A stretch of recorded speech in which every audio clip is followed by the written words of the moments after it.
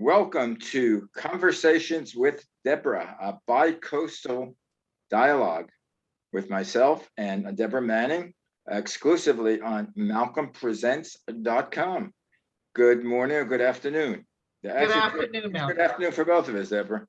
It is. It's a couple Another- minutes past 3 o'clock here, Eastern Standard Time, and it is Friday, the 10th of September, the day before. And now the important question. Do you think I should get a beret for my hair? Because I'm letting my hair grow long, as you can tell.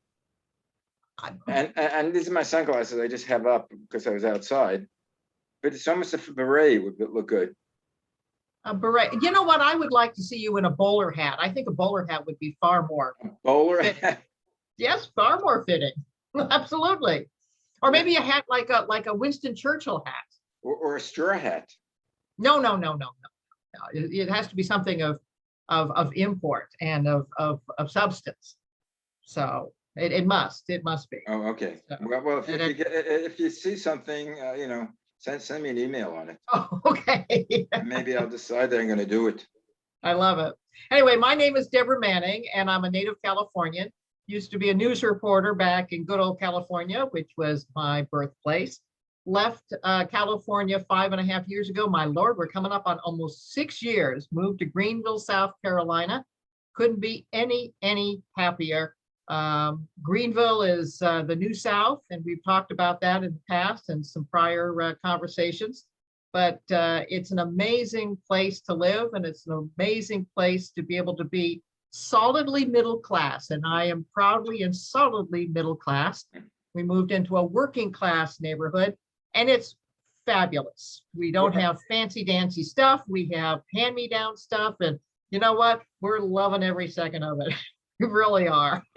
Tell me, we don't get that much news, but I see that sometimes on the newscasts about this attorney that his wife and his son were killed, and he was shot recently. But now I hear something that he was on narcotics or some sort of dope, and his firm has fired him, or he's left because they claimed he embezzled.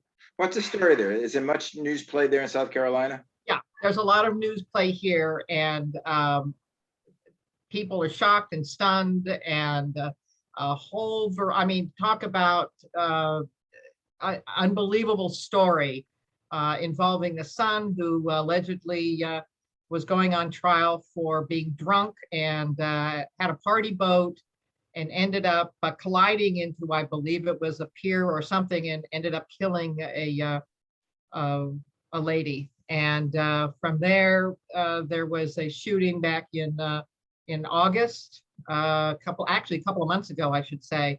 And the wife and the son were both shot and killed. And now, as of day before yesterday, he being the husband, said that he was fixing a tire on his way back from his law firm, and somebody tried to shoot and kill him. It's very convoluted. It's very sad, and it will play itself out. He ended up resigning, and in fact, I believe his license has been suspended to practice as an attorney. And yes, he was involved and apparently accused of embezzling. That hasn't been proven yet, but he admitted the fact that he needs to have drug rehab. I believe it was something along those lines. Sad story, sad situation. And is it being covered here in South Carolina? You bet it is. I'm wondering whether the murders were in any way connected to him, or that was completely.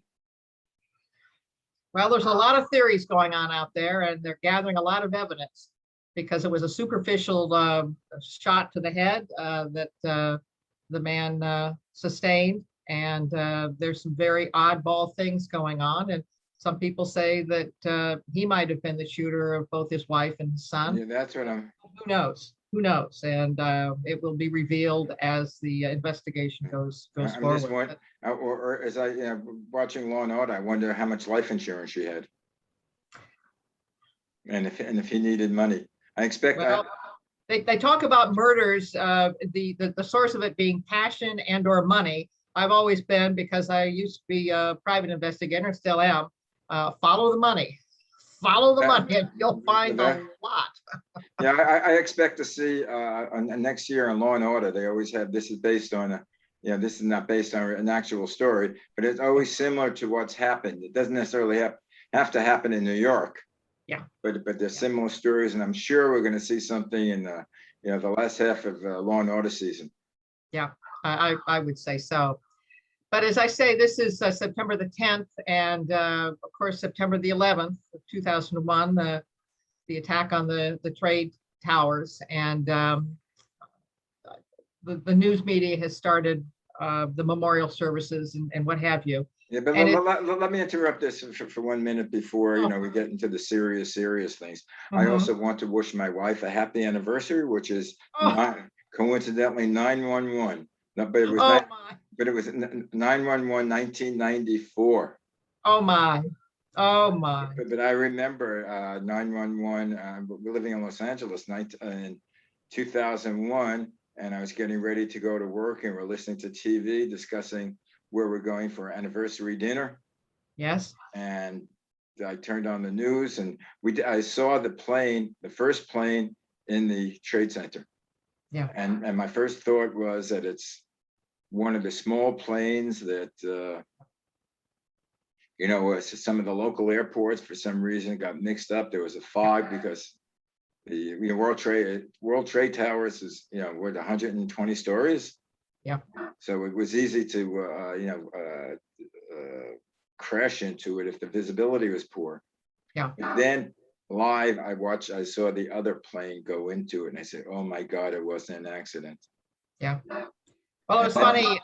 My late husband and I was listening to KFWB, the all news station, and it was about 5:48 when all of a sudden I heard the announcement saying that a plane had crashed into the World Trade Center. And I waited for a couple of seconds there and woke up my husband and said, "Tom, I think we need to get up." And sure enough, we got on up, and then we saw the second plane go into the towers. It was one of those situations where you will never forget where you were, like the assassination of John F. Kennedy. Those tragedies are embedded into your soul. And the news media has already started all of the memorials and what have you. However, I must say that Tom and I cried that period of time deeply and heavily. We lost friends then and there. And I want to focus tomorrow on the heroism and the extraordinary feats that common, ordinary people were helping one another, allowing people into the storefronts as the second building crashed down, and getting onto the ferry boats. Apparently, there were over 100 private boats that went to the piers and were jitneying people across to New Jersey. That selflessness and that spirit of helping, and that we were galvanized as a people during that. And I think it's critical right now that we take that and remember that and bring back that unity, because it's going to come from us. It's going to come from people like you. It's going to be coming from people like me and the people that are watching this broadcast. It's absolutely incumbent. We've got to stop the hate and the name calling and all of these things that are going on. We can't. We're Americans, and we've got to go forward, because we do have a formidable task in front of us. So that's my ditty for today. Well, good luck on that, because hatred and prejudice has been around with us for much longer than that we've been on Earth. Of course, it goes back, and I'm not sure why. I think it's just human nature that people always look down on people below them. They have to have a scapegoat. I mean, that's the word, scapegoat. They have to blame somebody for their misfortunes. Of course, I agree, but I also believe that the American mentality has always been that of opportunity and of hard work and making something of your life. It's extremely important that we regain that. And I do believe in many cases that this victimhood is just, it's not doing anybody any good. Sitting back on your laurels and not getting out, getting jobs. Of course, the problem is, at this point right now is that we have a situation where I listened to President Biden's speech yesterday and was very, very concerned. He's talking about the mask mandates. He's talking about the vaccinations. And then if you don't have a vaccination, companies that are 100 employees or above can possibly see about firing people, having them lose their jobs because they don't want to get the vaccine. I just don't think that's the way to position it. Let me give you a quick story. I have a couple of friends that insisted, did not want to take the vaccination. Fish, my husband, and I took the vaccination as fast as we could possibly get it. There was no question in our minds about that. We were grateful to be able to get the vaccination. But a couple of these very, very good friends kept holding back. How do you convince someone to be able to take that step? Well, you do it step by step. You do it with understanding, and we would sit down and we would talk about the vaccinations and take it step by step. The problem that we have at this point right now is we have this unbelievable rancor that's going through the news media. And I have to tell you that President Biden did not help the case by screaming at us yesterday. I didn't hear him, so I didn't. Well, you know, once again, we don't need to be screamed at. We don't need to be disciplined like he was the vice principal at a high school or an elementary school. We don't need that. We need to be given information. And when we find out that, for example, Dr. Fauci, in fact, lied to Congress when he denied the fact that the NIH had funded part of the Wuhan bat studies to develop viruses. And unfortunately, he completely denied that. And we have evidence that that's happened. Well, it undermines credibility. It undermines credibility. And you can't run a country that way. No, but you have to be a president, you have to be strong. You can't, if something is wrong, you can't say, okay, we'll leave it up to the individual because it's America and everybody has their individual rights that we can't do. You have to take charge. The problem at this point right now is he has lost a tremendous credibility, and it started with such things as the open borders, because many of these people, the folks that are coming across the border, they're not going to be vaccinating these people. These poor people who have COVID, they're not going to vaccinate. And where do you think that possibly listen to me, part of the Delta variant came directly from these individuals that are crossing the border? They are not going to be getting a vaccination. That is insanity. Well, first of all, there was never an open border. There was always restrictions on it. The Republicans and the misinformation. Malcolm, you've got an open border when you have 189,000 people a month coming through, and many of those people have COVID. Why are we not vaccinating these people? Well, we are. No, we're not. According to what I read, they are. The people who have COVID are being vaccinated. They're not being vaccinated. They're not being vaccinated. That's the problem. Otherwise, he would have said, these people are being vaccinated. If these people can get vaccinated and they're not even American citizens, why are you, American citizens, not getting vaccinated? No, but I mean, we more or less, I know the reason. It's the independence. You can't tell me what to do. No, of course we could tell you what to do. We could tell you that you can't drive a car without a license. We could tell you that you can't leave the country without a passport.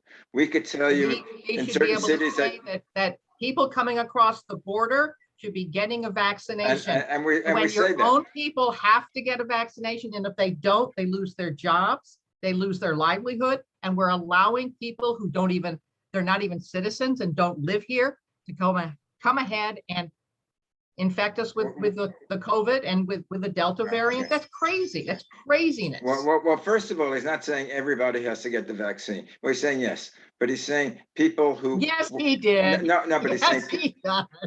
people that work in the federal government or for the government, they will lose their jobs unless they get vaccinated. I agree with that. I think if you want to do it, yeah, if you want to be part of the government and the government says to I get agree. vaccinated, I agree that I agree. LAUSD said if you want your children to go to school, above a certain age, that they have to be vaccinated. I agree that if kids want to go to school, they should get vaccinated for the different communicable diseases that they have, whether it be smallpox, whether it be measles. We have all of these. But what about the private companies that are now going to be forced to have vaccinations for all of their people? Anybody who has, in fact, it's a small company if you have 100 employees. And if you don't get the vaccination, then guess what? You get a chance to lose your job. I agree. I think anybody that is not vaccinated should be almost like in a quarantine. The thing is, well, the other problem that I have with that, and let's continue with this. Both you and I, our entire family is vaccinated. Is that correct? Mine also, right? Okay. All of us are vaccinated. Okay. We took it as fast as we possibly could. Got it. Well, the problem seems to me is, are they saying that the vaccinations don't work? Because if they're saying that the vaccinations don't work, why do I need to be protected as a vaccinated individual from somebody who is not vaccinated? No, they're saying, number one, they're saying that there are variants.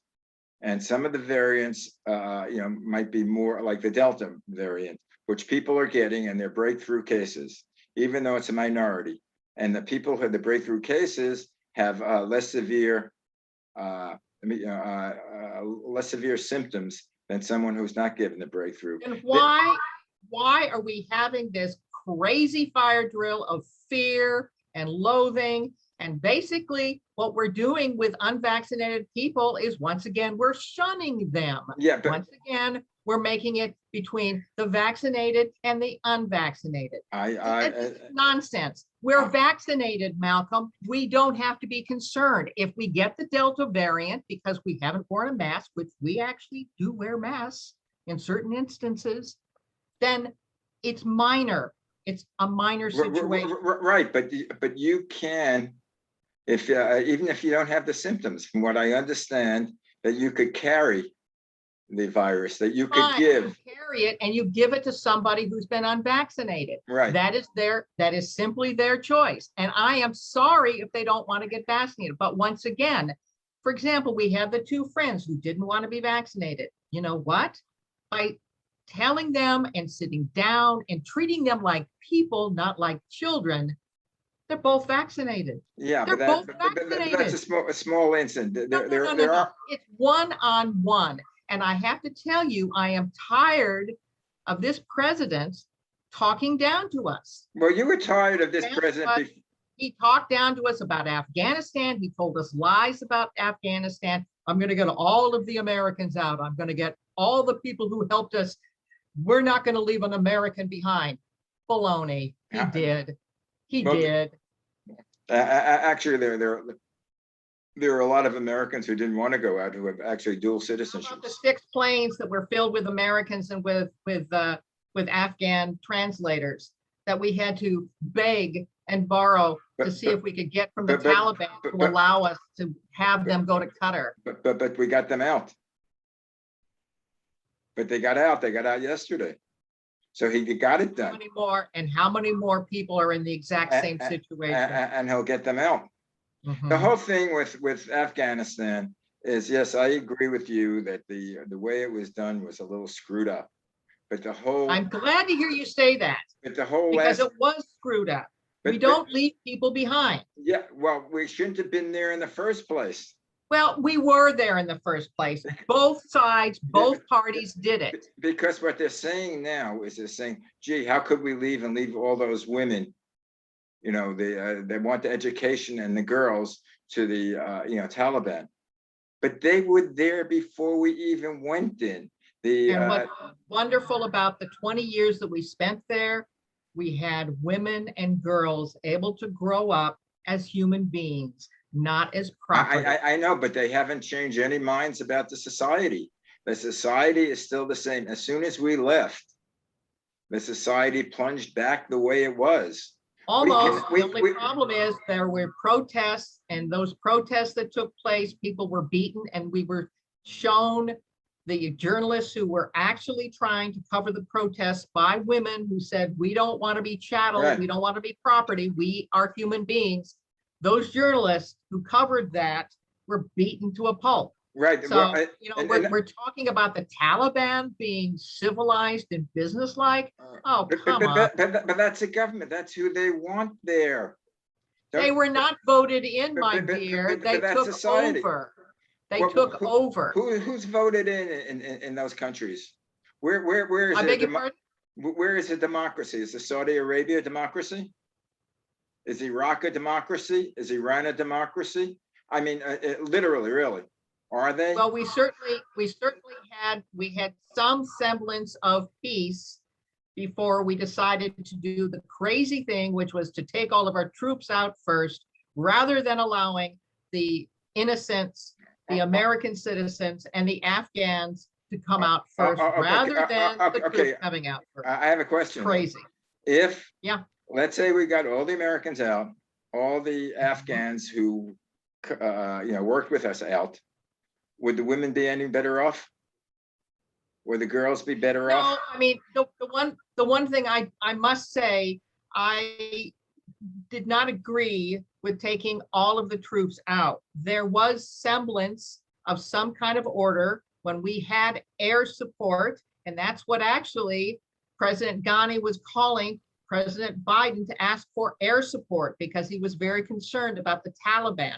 And we do have transcripts coming from Reuters that says that basically Biden said, hey, buddy, you're going to have to lie because everybody knows the Taliban's taking over. And President Ghani said, I need some help here. I need air support. Air support is not having troops on the ground. We had 2,500 troops on the ground. What trouble would that have been for President Biden to have given air support?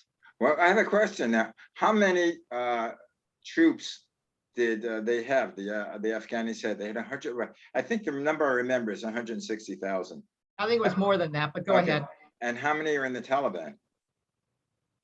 I think way less. Way less, but as I say, I don't. But the Afghanis needed to have. I mean, I've seen the videotape where the Afghanis couldn't even do jumping jacks for crying out loud. I mean, the government is not. The government was never in control. It was never Afghan government. I disagree with that. Who's in control is the small little towns where they have the war chief. There was peace of a sort in Afghanistan. Of a sort. Before, women were able to work. They didn't have to necessarily wear burqas. They were not treated as chattel. The question: why can't the women leave? Why couldn't they leave and migrate? Why couldn't they leave? Because they couldn't get through the Taliban checkpoint. No. But before the Taliban, why didn't they leave when they saw the writing on the wall? Well, bottom line is that we very well could have maintained the 2,500 troops that were there, which is not an unprecedented situation. We've seen it in various other countries, and we could have given some bloody air support. No, I think what it was is President Biden really wanted to be able to toot his horn and say, mission accomplished, like one other president did as well. Mission accomplished. Yeah, but as far as I know, that the deal with the Taliban was made by the Trump people.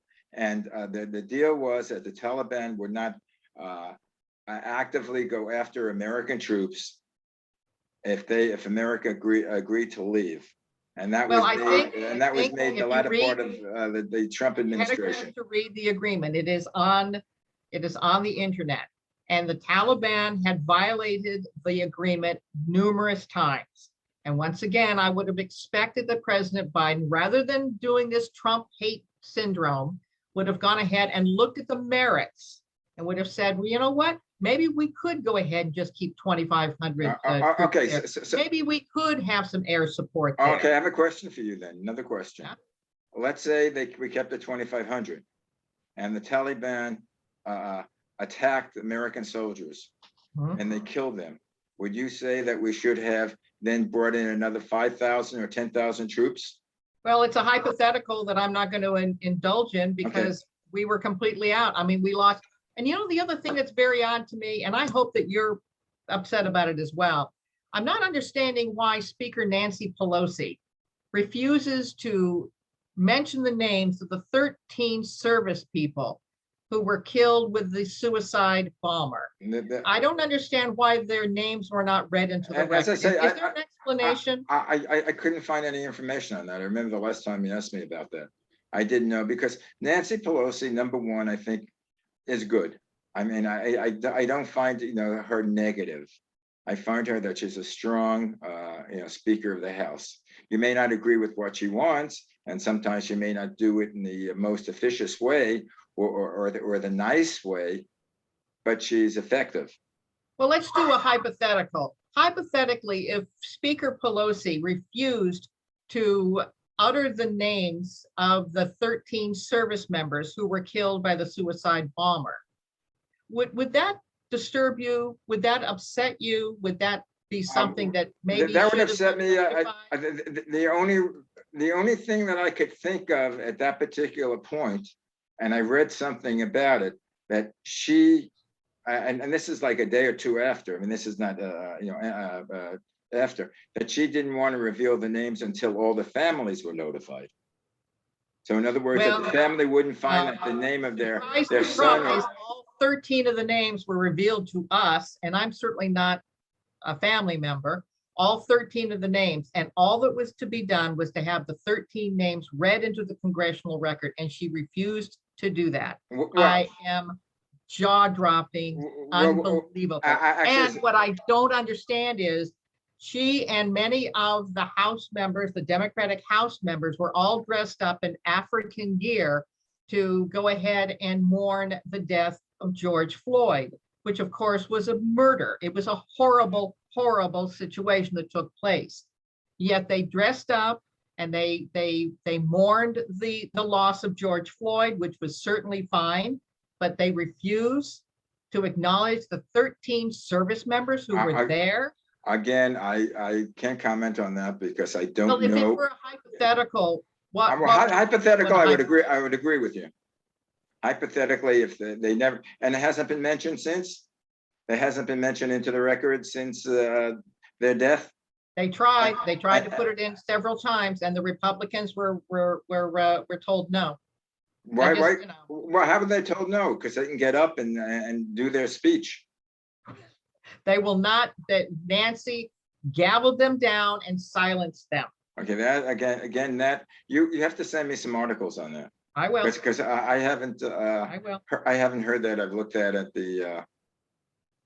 I've looked that up, on the records and through Facebook and through Google, but I haven't found any information on that. Well, moving on to the 9/11, as I say, I really would like to be able to have 9/11 to be a remembrance of the tragedy that took place, but more importantly, the heroics that took place, and the people that helped one another, and in some way try and gather back the American spirit of heroism by ordinary people. And that's what I really want to remember from 9/11. And I hope that's what a lot of other people would like to be able to remember from 9/11. Enough mourning, but to also never forget, we were attacked. We were attacked.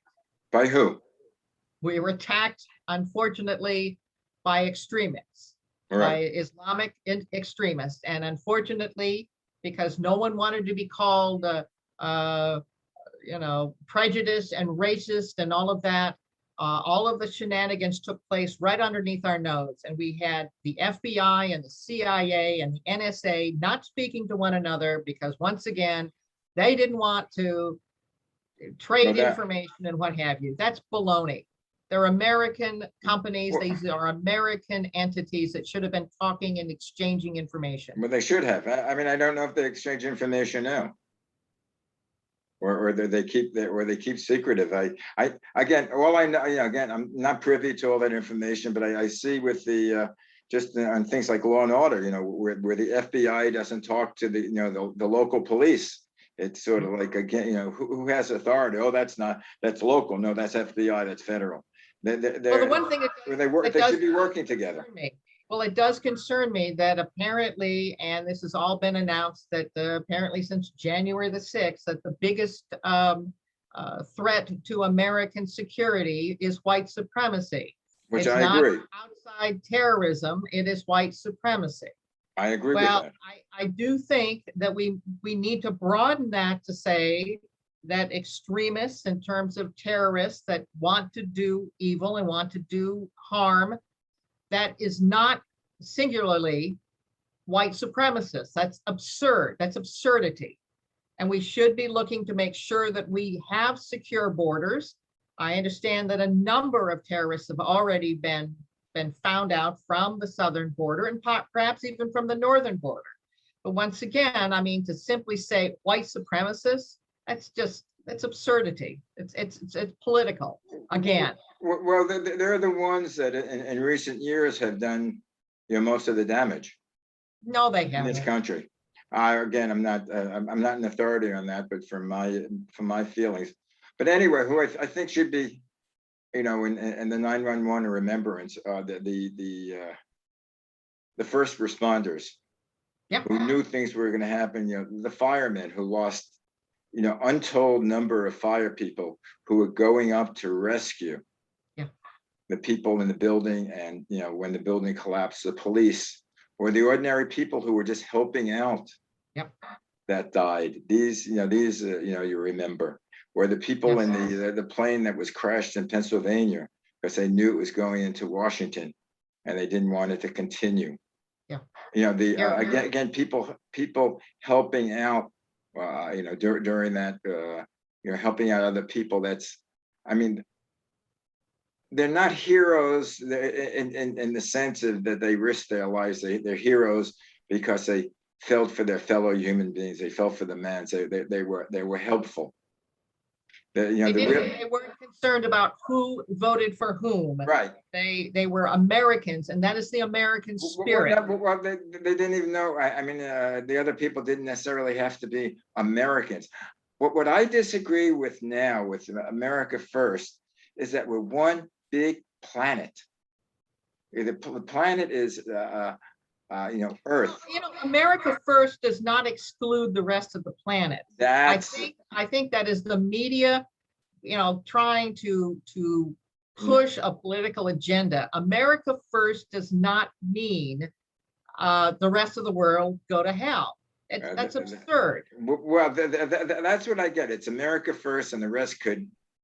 No. It's we take care of our own people first. But they always had that. I mean, going back to when I was young, and they had the Vietnamese War. Mhm. I mean, what they always said, which they stopped it. They had the body count. Mhm. 10 Americans were killed. Oh my God! You and I talked about this. Yeah, but 10,000 Vietnamese were killed. So they were soldiers from another country, from another fighting us. But they were killed. They were people. Yeah. We talk about the the virus. The virus is worldwide. Mhm. There has to be a way of controlling it worldwide, not only America. It's as we see now, everything is universal. I mean, look what's happening now with the climate change. The climate change isn't only affecting us. In fact, I read in the paper today that the California had its warmest summer ever, Mhm. and it's only getting hotter. And Well, they're also saying that and I've been doing some reading on this since you and I seem to talk about this quite a bit, that apparently climate change is also tied to the fact that the sun, our sun, is getting hotter, is getting warmer. And that's a lot of it is being caused by that. The other thing that is amazing to me is, once again, you and I keep going around and around on this. If you think that the air is going to stay simply in the United States, where we have cut down the amount of pollutants dramatically. In fact, we're below the standards of the Paris Climate Accord. If you think that air is going to stay over the United States, that's baloney. You've got China to contend with, No. they could care less. India could care less. No, The rest of the world could care less. but as well, if the rest of the world could care less and we're the only ones, then we're all going to die. I hate to say it, with what's happening with the, I mean, it's not only in our country. In Brazil, they have a water shortage now. In the Soviet Union and where they're having fires all over is being affected. Our media coverage. And why in the world would we then stunt our energy independence?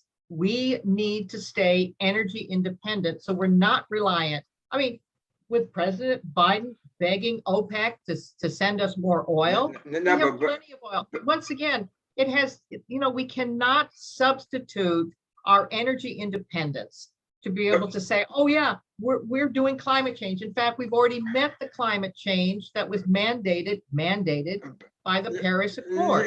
Yeah, but we could become energy independent by developing new sources of energy. Like what? Like solar. Like solar. Solar. Like for example, we have like clouds wind today. Wouldn't happen. We have no wind today. We wouldn't have any energy. Well, whatever, and well, you store the batteries anyway. You realize our half hour is up. I don't think we're going to solve the world problems between us. Yes, we just we talk can. about it. We can solve the world problems because we've come up with some common ground. You were not happy with the fact that the 13 servicemen have not been written, have not been read into the congressional record. I have to check on that.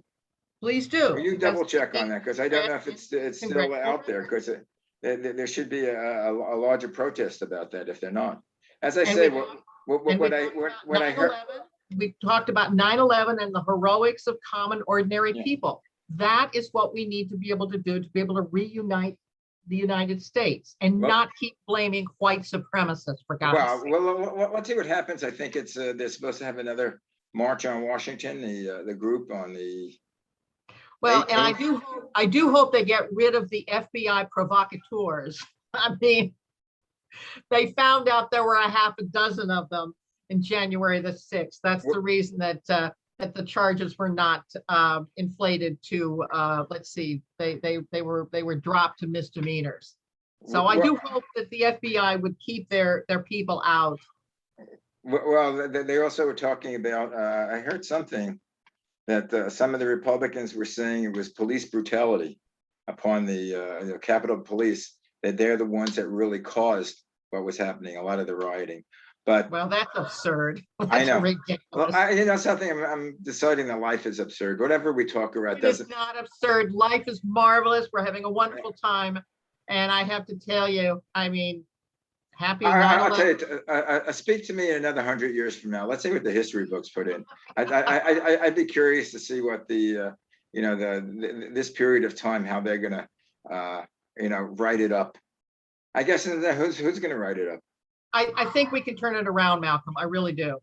Okay. Well, I mean, by the mere fact that you and I have very divergent opinions, but we can come to some common ground. We can do this. We can come to common ground. Well, we're gonna have to have like a 24/7 show, 7 days a week. We're gonna have to always be on and start getting people to talk. Get some of your Carolinians to come in and talk to me. Actually, I have had a number of people start to dial up Malcolm Presents. Of course, the only problem is going to be is if you end up leaving YouTube and going someplace else, I'll have to go ahead and direct them there. But no, it'll be malcolmpresents.com. It'll just be carried by another hosting service. I'm looking into Vimeo. By the way, if anybody knows anything about Vimeo, which I get frustrated at, again, I know nothing about the communications like that. But you cannot talk to anybody. I mean, I'm trying to get a hold of Vimeo, and they don't have a person-to-person thing. They do chats. And I'll do something to them, and they'll send something back to me, and I'll send something to them. But they don't cover. I mean, I need somebody to say, okay, you have to do number one, you have to do number two, you have to do number three. The way they describe it in any of their literatures is, one and two, I understand, but number three, they talk in a jargon that I don't know what it means. And I don't know how to apply it. I need somebody to say, okay, you say this in number three. How do I apply it? Remember your first computer where it said boot up the machine? Yeah, My yeah. dad and I sat there with our Tandy machine. I said, boot up? What the heck does that mean? It means like it means like you used to do with the old televisions. You boot up, you hit it. You hit it. Anyway, my dear. We'll be talking. You have a good week. I will, and Send my we'll love be to- chatting offline, okay? Yeah, send my love to Fish. Also, I All wanted you to you go to Vimeo and see if you could figure it out. I'll see what I can do about Yeah, doing because that. And if anybody can help us out, for heaven's sake, save Right, us, please. It's malcolmpresents@gmail.com. Please let me know. I need volunteers because right now there ain't no money. So Help. I need volunteers. I need someone to help support our program and the other shows that I have on. Well, we're gonna get there, Malcolm. We're gonna get there. Okay. All and right. Send my love to Fish. And again, And my love. and next Thursday is Yom Kippur, the highest holy holiday. Very nice. So that's when we fast. It's a 24-hour fast. It goes from Wednesday sundown to Thursday sundown. It's no food, no water. And basically we ask forgiveness of God for our sins. But the thing which actually I have found out recently, God only forgives you for the sins you've done against God. He doesn't forgive for the sins you've done against people. If you've sinned against a person, you have to tell that person, because only that person can forgive you. That makes sense. Not God. God That doesn't do the overall powers. Under that note, seriousness. Send my love to Fish. I'll see you in 5782. Sounds very good. Bye. Bye-bye.